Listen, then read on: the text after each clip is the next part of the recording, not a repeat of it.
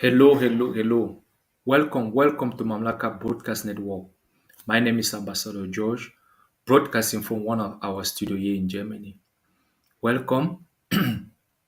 We thank you for your presence, and as usual, it's always a privilege for us for you to welcome us.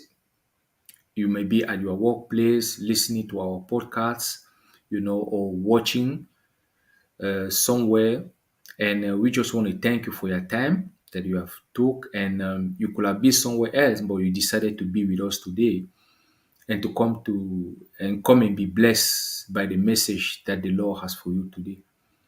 Thank you as a kingdom citizen.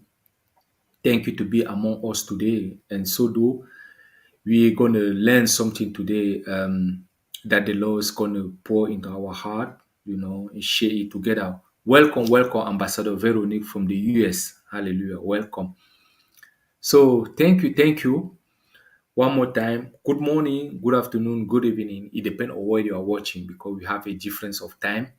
But the Lord is always with us, no matter where we are. So, thank you very much. It's a great privilege. So today we're going to continue our series of the 360-degree leader, and the leader himself is Nehemiah. So we talked about it last time. We went a little bit about it last time, trying to find the cause why. What was it about? What was the leader talking about, and why was it interesting or important to find out how Nehemiah handle some great issues that we learned in the past. That it was about the first of all, we knew that Nehemiah was the cupbearer from the king Artaxerxes, and we know also that he has a very bad news because his fellow citizen of Jerusalem, the wall that used to protect them, and the wall where the ancestors were buried were falling down. So the gate was burned and all those stuff, And in those days, war was kind of like really a sign of protection. So because Nehemiah had that news, that bad news, so he took it in his heart, because for him was something that should not happen because it was not only the war, but also it shows that for him was it showing that the dignity, and the greatness of his father, God Himself, the King of Kings, is kind of like has been destroyed, because on those days, war represent a very great statue also for the people on those days. So when we come back now, because we want to talk about Nehemiah, they really to see how he handled the situation. That's what really that's really what we're going to talk about today because that is something very important because it's going to bless us as he has been blessing me, and bring me also to think, how to handle great situations. So as I say, we know that Jeremiah here is facing a very difficult situation. It's very sad for what happened. The world has fallen, and then also the gate have been burned and all those things, and you see that the fact that these people was in danger, from the enemy because there were no war there to protect them. In case it happened that they had to be attacked by the enemies, they will have nothing to protect them because in those days, having a war was kind of like a fortress. It was kind of like a place, something that helped you to protect yourself, especially the folk of Israel. In case an enemy come, you can easily fight them and at the same time be protected by the wall. It was very, very important. And not only that, it was kind of like a symbol of their king, of the God of their creator, who was showing their protection, his protection to them by enabling them to be a such a wall that will protect them. So so once Nehemiah has the news, so the bad news, so he took it at heart, and he was very sad about it. And as we know, Nehemiah has a function. He was a cupbearer, and he worked for a king, Artaxerxes. And we know also that to approach the king on those days was really a risk. You could not just approach a king anyhow. We also know the story of Esther, who took a really risk to just appear in the front of the king without any announcement. Normally, she could have been killed, and that's a serious matter. So, but we have to see how Jeremiah handled the situation and even be able to approach the king in a good manner and receive a favor from the king. So, to do that, let me read quickly a passage in the chapter 2, Nehemiah chapter 2, 1 to 5. In the month of Nisan, in the 20th year of King Artaxerxes, when wine was brought for him, I took the wine and gave it to the king. I had not been sad in his presence before. So the king asked me, why does your face look so sad when you are not ill? This can be nothing but sadness of heart. I was very much afraid, but I said to the king, may the king live forever. Why should my face not look sad when the city where my ancestors are buried lay in ruins and its gates had been destroyed by fire? The king said to me, what is you want? What is it you want? Then I prayed to God of heaven, and I answered the king, if it pleases the king, and if your servant has found favor in your sight, let him send me to the city in Judah where my ancestors are buried so that I can rebuild it.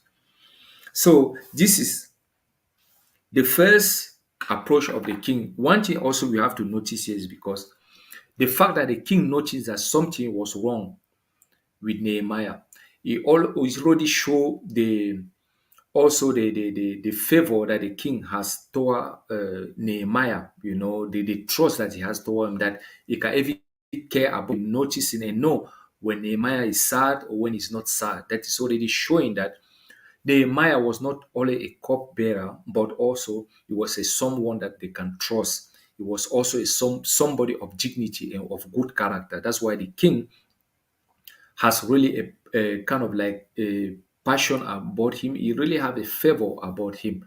So he can easily notice when Nehemiah was sad or not. And that is something also very important to notice, that you should always show also that no matter where God place you to serve him, you have to always make sure that you do your best. You always have to be there intentionally and serve and do the thing that you're supposed to do with confidence, with boldness, and also without any lack. It's very important. So now, since the king asked to Nehemiah, okay, what do you want me to do? What do you want to do?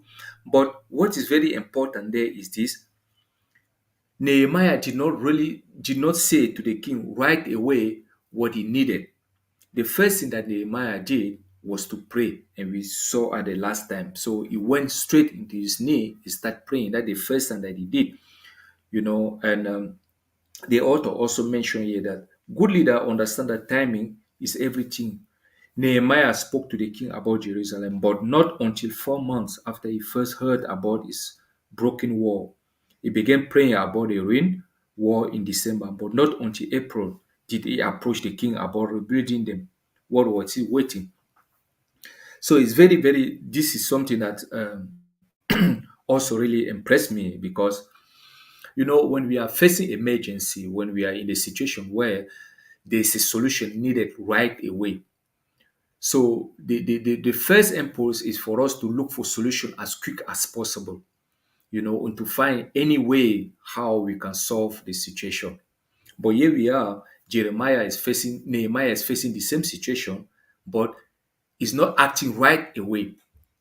The only first thing that he did was to pray, but after that, he spent like 4 months before he really go to address the king, to expose his heart, to expose the problem that he has, and to expose the plan that he has, to go and rebuild the wall in Jerusalem. It's very important. When I read this passage, I was asking myself, I mean, this is really powerful. It's a powerful statement, and not everyone can do this. And when I talk also about myself, I know that I'm someone that is not so. I'm really having a difficulty with patience, and I'm trying to work it out. to wait to face a situation, a major situation like this, will concern the King of Kings, and wait maybe 4 months before addressing the king. As we say before that, in those days, it was not just easy just to go and face the king like that, or expose him your problem like that. You have to be very careful because it can even be risky. So because on those days, there was a lot of protocol even to meet the king. Even though Nehemiah has the favor because he was working close to close with the king because he is who served the king, but still he could not just go and talk to the king like that. So now the question is, while Jeremiah was waiting all those time, all these 4 months that he wait before addressing the king about the issue, what was he doing? That's the question that was be asking. So what was he doing during all those time? Was he just sitting down or just keeping serving the king, and just move along with his daily ritual, and yeah, but that was not the case. That was not the case. The first thing that we know is that Nehemiah went into his knee, he went and prayed. That was the first thing that occurred to him because he knew that the first thing is to go and meet the king himself, to meet God himself and get some wisdom. So the first thing that he noticed here is that what was he doing? His ownership of the burden and vision. But Nehemiah might well have been waiting on his ownership of the burden and vision. He was waiting of the ownership of his burden of vision. He was waiting for to own that burden and to own the leader, the vision, how to go and rebuild the wall. That was he was doing during this time. He was preparing himself. He was not just sitting down. He prayed, yes, but he has to take some action. But the most important thing there is that we realize that he did not take a quick action. You have to wait like 4 months, 4 months before you take it an action. This is something that is powerful. That I knew that only people who have great vision, only people who have great project can be this kind of state of mind, and that is what really leadership is. So the first thing was waiting on the ownership of burden and vision. And then the second was a foundation of prayer to be laid. So he wanted also to first lay a foundation of prayer. He wanted his prayer to have a foundation, to have a steady foundation, to know that he's sitting on the rock. He can count on the rock because his faith has get a solid stand with which he can approach the king and really expose the vision that he has to go and rebuild the wall. You see how the preparation, all this thing I'm still saying because you could not just approach the king like that anyhow. There has such a powerful influence on those days that really your life was heavy at risk just to appear to the king like this without going through many, many protocols. So that was the second thing. The second thing was prayer. And we read about it the last time. Let me just repeat it because it's very important. A foundation of prayer. And what is a prayer as we read the last time? Prayer internalize the burden, deepening our ownership of the need. That's what prayer do. Second, prayer insists that we quiet our heart and wait, slowing us down to receive from God. That's what prayer do. You know, he, he insists that we quiet our hearts and wait, slowing us down to receive from God. That was prayer does. Third, prayer infuses the vision, enabling us to see what God wants us to do. And that's what prayer does. He infuses the vision and enable us to see what God wants us to do. And that's what Nehemiah was doing all those time because he knew the power of prayer. He knew what the prayer can do. That's why he did not worry about the situation, but he was concentrated about what we enable it to accomplish. Instead to focus on the situation that was ahead of him, but he was first focusing about what is needed to accomplish the situation because focusing on the situation will not help, but focusing on the element, on the tool that will help you to accomplish your mission is more important. And that's what Nehemiah took this time. Fourth, prayer initiate the vision fulfillment acting as a catalyst for us to act. These four powerful elements of prayers really is for me is occurred to me like something that I never heard before. It really encouraged me to increase my lifestyle of prayer because I always realize that every time you understand something, every time you understand, you know, something that you have at hand, understand how the thing function and understand the importance of it, what the thing can do to you, I think you are more keen, to practice it with more confidence. And when I read this and know that these are the effect of prayer, this was a great encouragement for me, and I believe to you too. Fourth, the king's mental and emotional mood. Nehemiah has to also make sure that it's time because now we are talking about the law of timing. We remember yesterday, um, Ambassador Chiri also talked about the law because the kingdom function with laws. It's impossible to go around them. We need to implement this law. Exactly. Prayer act as a catalyst. Powerful. So you see, he has to make sure that the king mental and emotional mood, he has to know exactly when the king is in the mood, and the emotion to receive his message. It's very, very important. He has to make sure that the timing really is he has a right timing to act, to approach the king and to make sure that to submit his desire, to submit his plan, or the desire of his heart. Very, very important. Faith, the season when he could move quickly. You see, he were planning, everything was included, every decision. He knew that if you were cold in Jerusalem, there are some things that you cannot do when it's cold, but there are some things that you can do when it's warm, or there are some things that you can do when it's cold rather than doing it when it's warm. You were meditating, you were kind of like all those time, you were just focusing, letting the prayer now get into see him, helping him to know what God want him to do. And so doing through the prayer, it was receiving the plan, all the things that he needed to go and accomplish the mission. So, and then six, a trust to deepen between him and the king. He has to deepen the trust between him and the king. It's powerful. And you can't just happen. It's a process. It's a process that has a foundation on the wisdom of God. So what I really, really, really impressed me here that I really took at heart is the fact to know that Nehemiah did not move quick because when I read this was really something that I've realized that I don't know if I was there if I could have waited so long when I know that the wall that represents the symbol of the King of Kings of our Father is down, is broken down, and it's kind of like people around every culture will be laughing. They say, "Oh, that's the children of God. See, their wall is down. They get burned down. It's kind of like they will be laughing at their God. So that was something very urgent, to put back to straighten it back.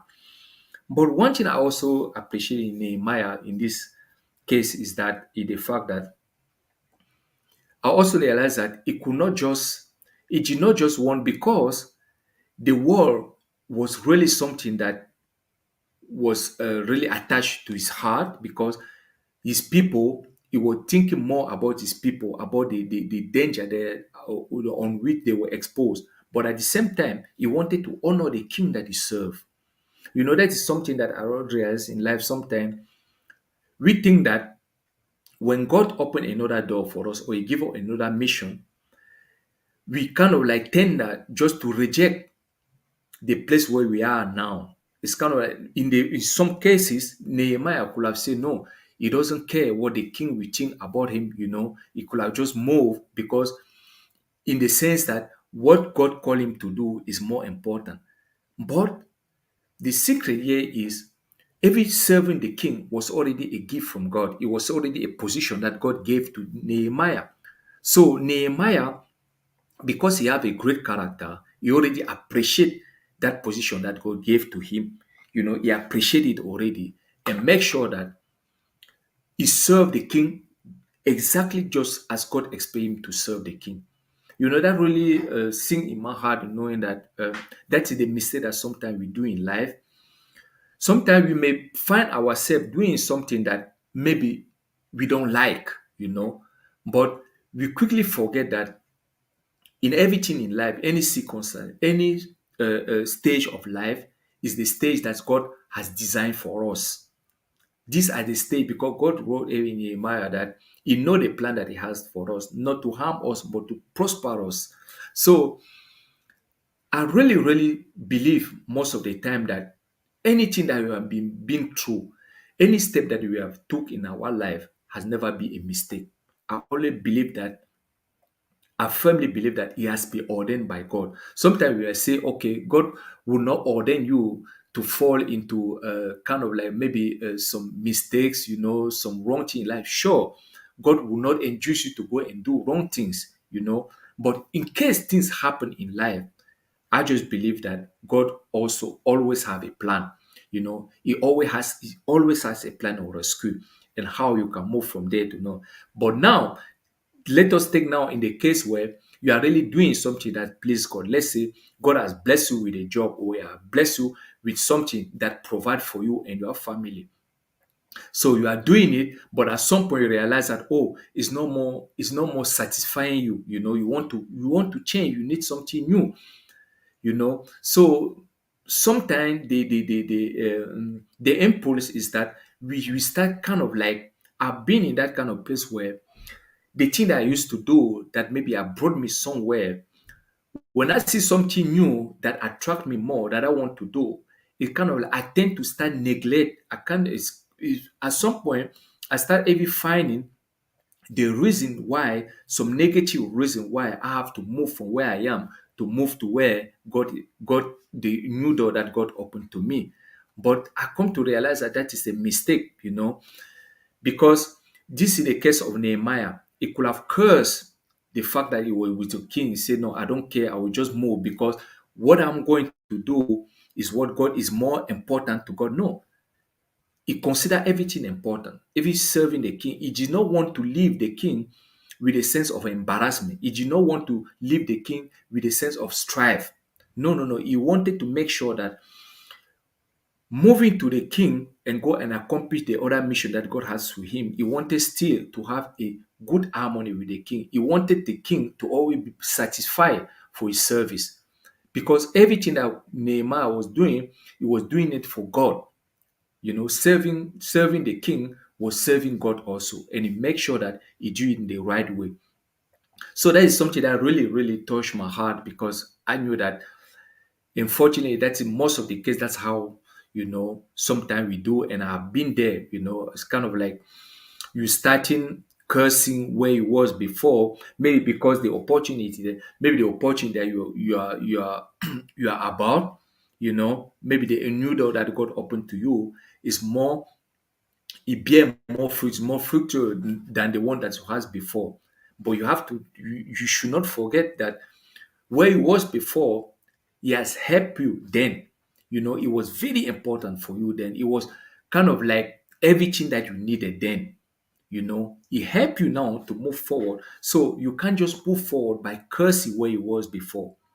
And I think that that is very important. I think that sometimes that's why it's difficult for us or to God to open us a new door. It's difficult for us for Him to open a new door because we kind of like start cursing where it was before. Every door where it was before is where He put us, to serve Him. And so, if you want to move us to somewhere else, we have to first be very grateful to where it was, and do our best to make sure that it's honor. So, when we are graduating, we can really explain to people that this is where I was, this is what I used to do, now I move from here to somewhere else. And I believe that if you are not able, when you are moving forward, to describe where you was as an important area, I think it's very difficult. I think it can easily draw us to the sense of ungratefulness. It's going to bring us to the force of ungratefulness. Why am I saying that? Because somewhere else will come to that position. When you are moving, somewhere else is coming to that position. You see, so now If you, by moving from that position to someone else that God will give you, you start cursing that position, you are also kind of like cursing the position that will help someone else. That is something that really touched my heart. I said, wow, we need to be very careful. And the example Nehemiah here with the relation that he had with the king and how he handled the situation without offending the king, without offending him, because he knew that maybe after that mission, God can still bring him to be a servant to the king.